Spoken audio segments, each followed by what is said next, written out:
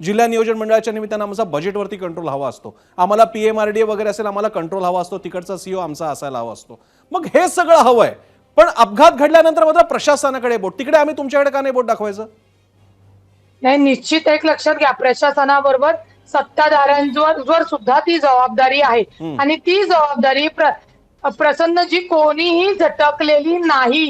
इथे तातडीने अजितदादांचेच प्रतिनिधी म्हणजे तिथले आमचे लोकल आमदार सुनील अण्णा किंवा तुम्हाला सांगते मकरंद पाटील हे तिथे हजर होते ना. ते फोनवरनं ते बोलत होते. जसं बच्चू कडू यांचं आंदोलन चालू असताना मुख्यमंत्र्यांच्या वतीने बावनकुळे साहेब तिथे प्रतिनिधी म्हणून गेले. त्याच्यामुळे कोणीही हात झटकत नाही आणि हात झटकू शकत नाही. आणि अजित पवार तर असे नेते आहेत की ते कधी हात झटकत नाही.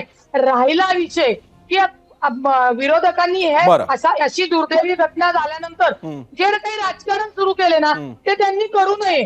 मदत कार्य मिळणं का पूल पडला त्याची कारणं तुमच्या समोर आलेली आहे. आता ह्या दोन नाण्याच्या बाजू आहेत, प्रशासन चालणं आणि पर्यटकाच्या लोकांनी आपली काळजी घेऊन तिथं जाणे.